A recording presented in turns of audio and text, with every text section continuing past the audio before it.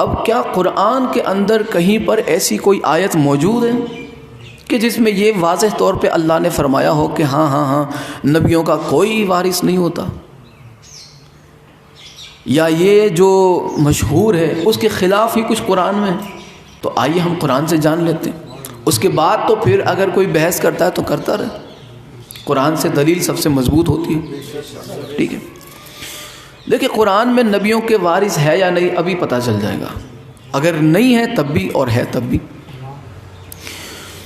اللہ قرآن کریم میں سورہ نساء آیت نمبر 33 میں فرماتا ہے، کیا فرماتا ہے اللہ کہ اور ہم نے ہر ایک کے لیے چھوڑے ہیں وارث اس مال سے جو چھوڑ جائے ماں باپ اور قریبی رشتہ دار، یعنی ماں باپ یا رشتہ دار جو بھی کچھ چھوڑ جائیں دنیا کے اندر اس کے وارث ہم نے مقرر کیے، کوئی نہ کوئی وارث ضرور ہے۔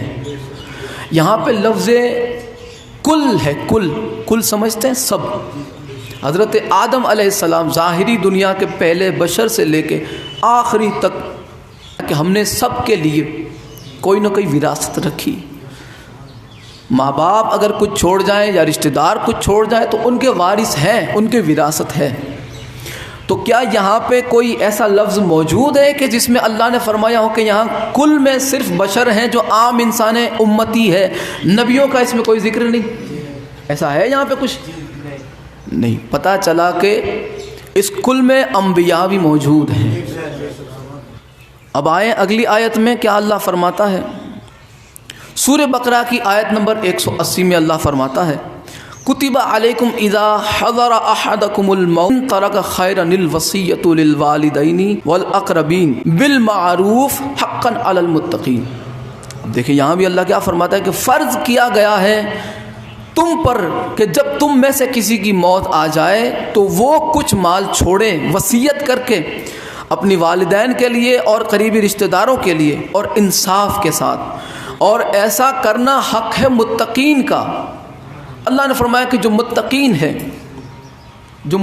ہے ان پہ ہم نے فرض کیا ہے کہ وہ جب بھی دنیا چھوڑے تو وہ وصیت کر کے جائے اپنے رشتہ داروں کے لیے، اپنی اولاد کے لیے کچھ نہ کچھ وراثت، کچھ نہ کچھ ورثہ، کچھ نہ کچھ جائیداد جو بھی ہے اس کے پاس وہ وصیت کر کے جائیں۔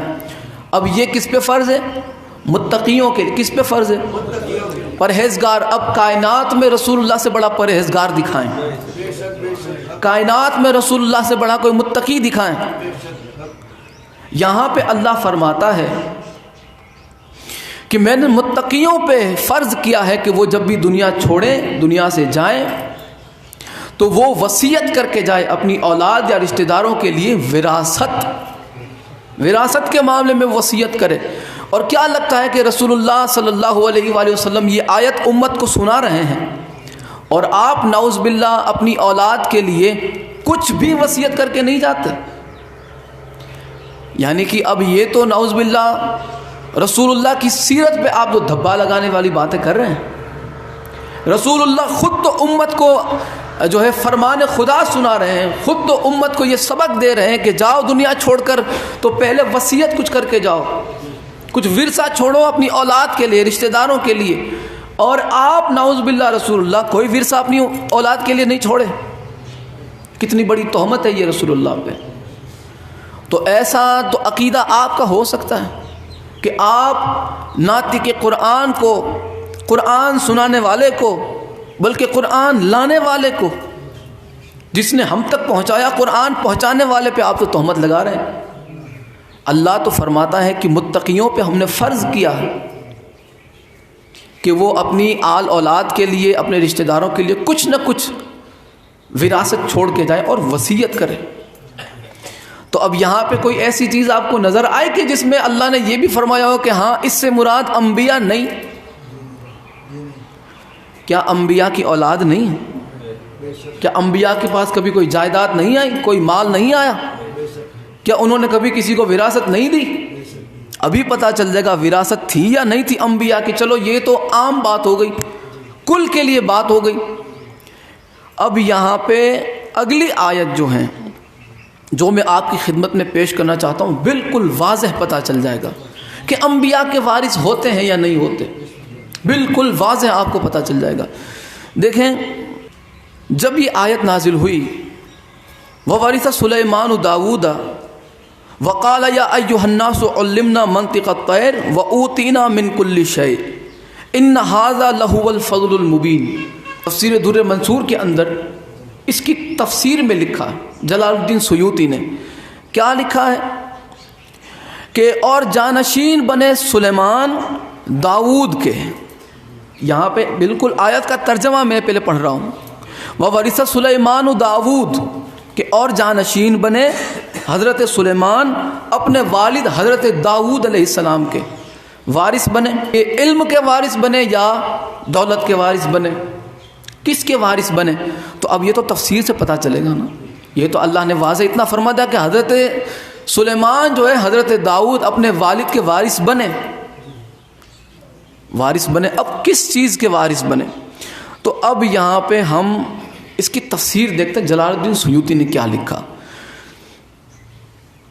لکھتے ہیں کہ امام عبد بن حمید اور ابن منذر اور ابن ابی حاتم رحمہم اللہ نے حضرت قتادہ رحمۃ اللہ علیہ سے وَوَرِثَ سُلَيْمَانَ داؤد کی یہ تفسیر نقل کی ہے کہ حضرت سلیمان علیہ السلام حضرت داؤد علیہ السلام کی نبوت، آپ کے ملک اور آپ کے علم کے وارث بنے۔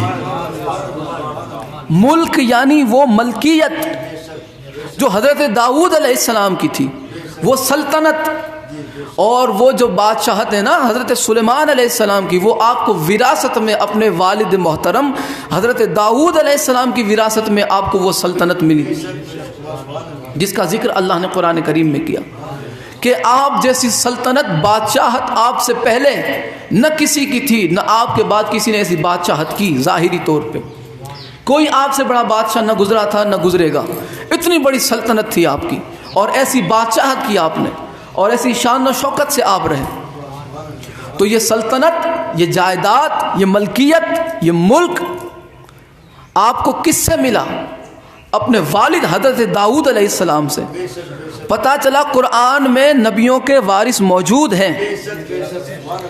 قرآن میں حضرت داؤد علیہ السلام کے وارث حضرت سلیمان علیہ السلام بنے، اور یہاں پہ من گھڑت بات نہیں، تفسیر در منصور کے اندر آپ اس آیت کی تشریح دیکھ لیں، بات ختم۔ پتہ چلا قرآن میں نبیوں کے وارث ہوتے ہیں، اللہ نے نبیوں کے وارث بنائے، نبیوں کو ورثے بھی عطا فرمائے۔ تو اب وہ جو روایت حضرت ابو بکر نے پیش کی کہ نبیوں کا کوئی وارث نہیں ہوتا، ہم گروہ انبیاء، چلو انہوں نے یہ بات کہی ہوتی کہ رسول اللہ نے فرمایا کہ میں خاص آخری نبی ہوں، میرے بعد کوئی نبی نہیں ہے، لہٰذا میرے بعد میرا کوئی وارث نہیں، میں جو چھوڑ جاؤں وہ صدقہ۔ لیکن حضرت ابو بکر نے یہ کہا کہ گروہ انبیاء حضرت آدم سے لے کے خاتم الانبیاء رسول اللہ تک کسی کا کوئی وارث نہیں ہوتا۔ اور یہاں پہ حضرت سلیمان علیہ السلام، حضرت داؤد علیہ السلام یعنی اپنے والد محترم کی وراثت بھی آپ نے پائی، آپ وارث بھی بنے۔ صلوات بھیجے محمد اور آل محمد۔